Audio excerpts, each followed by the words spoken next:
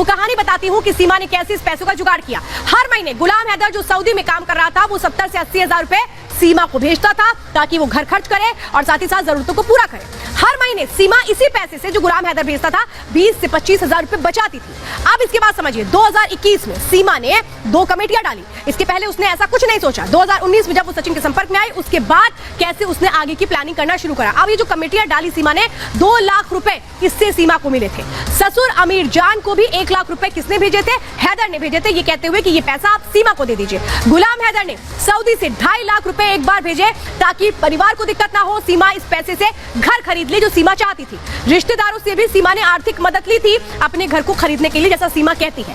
नवंबर 2021 में उसने 39 गज घर खरीदा था अपने रिश्तेदारों की मदद से। रिश्तेदारों से पूछा कहां जमीन खरीदनी चाहिए, मेरे पास इतना पैसा है। लेकिन ये आइडिया, ये दिमाग किसका था? क्यों सीमा ये प्लानिंग कर रही थी? लेकिन समझिए, घर खरीदा, 3 महीने के अंदर ही उसने इसको बेच दिया और भारत आने की प्लानिंग कर ली। इसीलिए मैं आपको बता रही हूं कि ये कहानी इतनी आसान नहीं है जितनी आसान ये नजर आती है। अब यहाँ पर कौन कौन ऐसे लोग हैं जो इस कहानी का हिस्सा हो सकते हैं, ये जानना बहुत जरूरी है। लेकिन जो सीमा है, उसकी पूरी जिंदगी में कैसे वो तमाम पहलू जुड़े थे, वो क्या कर रही थी, ये मैं बताती हूँ आपको। सीमा की पिछली जिंदगी को लेकर जो जानकारी आती है वो क्या है। सीमा 4 साल से ज्यादा पुराने दस्तावेज सीमा के पास से नहीं मिले हैं। जो भी डॉक्यूमेंट्स हैं ये 2019 के बाद के मिले हैं। तो 2019 के पहले वो डॉक्यूमेंट कहाँ गए? शादी के लिए जो शपथ पत्र दिया है वो 2014 का बताया जाता है। पुराने पहचान पत्र, स्कूल सर्टिफिकेट कहाँ चले गए सीमा के? क्यों छिपा लिया गया इसे? उम्र को लेकर भी जो दस्तावेज सामने आए हैं वो अलग है। ये कहती है सीमा की मेरी उम्र 27 साल है, लेकिन जो डॉक्यूमेंट्स है वो 21 को दर्शाते हैं। यानी कि क्या बाद में ये सर्टिफिकेट बनाया गया?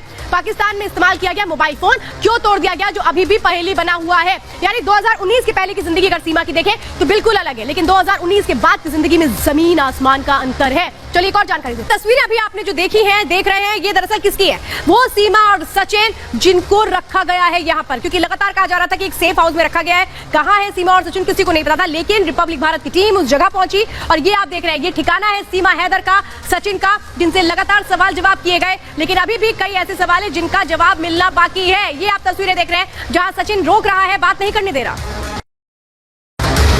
आपको बताते हैं 3 महीने की पूरी कहानी कहां थी सीमा। 2 बार नेपाल आई सीमा हैदर। अगली जानकारी मैं आपको बताती हूँ सीमा हैदर का जो प्लान था वो क्या था। 10 मार्च से 17 मार्च तक वो कहां पे रुकी थी? 10 मार्च से 17 मार्च तक वो नेपाल में रुकी थी। 10 मई से 13 मई तक भी वो यहाँ आई थी दोबारा नेपाल में। 10 दिन उसने बताए थे, ये बता रही हूँ मैं। नेपाल में सचिन से शादी की थी, ये दावा किया गया था सीमा और सचिन की ओर से। इसके बाद 3 बार UAE गई सीमा हैदर, शारजाह और दुबई भी गई सीमा हैदर। वहां से उसने फ्लाइट ली थी नेपाल के लिए, ये जानकारी सामने आई थी। लेकिन सबसे अहम जानकारी वो जो अब मैं आपको बताने जा रही हूँ, 9 मार्च को शारजाह गई थी सीमा हैदर और उसी के बाद फिर वो नेपाल गई थी 10 मार्च को।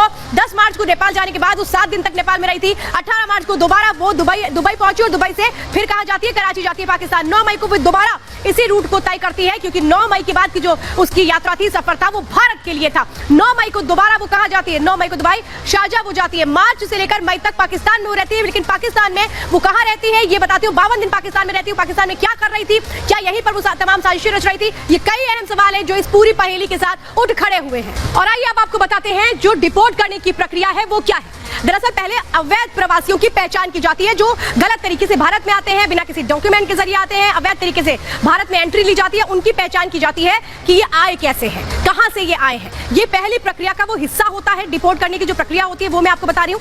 अवैध प्रवासियों की पहले पहचान की जाती है। जिस तरह से सीमा आई है नेपाल के रास्ते बिना किसी डॉक्यूमेंट के, वो अवैध प्रवासी है। अवैध प्रवासी की इसके बाद गिरफ्तारी की जाती है। आपको याद होगा सीमा को भी 4 जुलाई को गिरफ्तार किया गया था। उसके बाद हालांकि कोर्ट ने सीमा और सचिन को जमानत दे दी थी। इमिग्रेशन विभाग इसके बाद इस मसले को देखता है कि आखिर ये लोग कौन हैं, कहां से आए हैं, इनका ताल्लुक क्या क्या है। फिर वो जो अपनी डिटेल रिपोर्ट होती है वो भेजता है गृह मंत्रालय को। गृह मंत्रालय को रिपोर्ट भेजी जाती है, वो उसमें बताता है कैसे इनको डिपोर्ट किया जाएगा। डिपोर्ट करने का जो फैसला है उसको लेकर के वो जो प्रोसेस होता है उसके बारे में जानकारी देता है। संबंधित सरकार को प्रवासी सौंपा जाता है। इसके बाद ठीक उसी तरह से जिस तरह से इकरा का केस आपको याद होगा, जिसको जनवरी में डिपोर्ट किया गया था, और इसीलिए कहा जा रहा है कि क्या सीमा को भी उसी तरीके से डिपोर्ट किया जाएगा। ये आपको हम बता रहे हैं क्योंकि ये पूरी एक प्रक्रिया है। अब लेकिन आगे क्या होता है सीमा केस में, जिस तरीके से सीमा के वो तमाम सबूत निकल करके सामने आ रहे हैं जो बताते हैं कि वो करना क्या चाह रही थी, वो आखिर प्लानिंग क्या थी।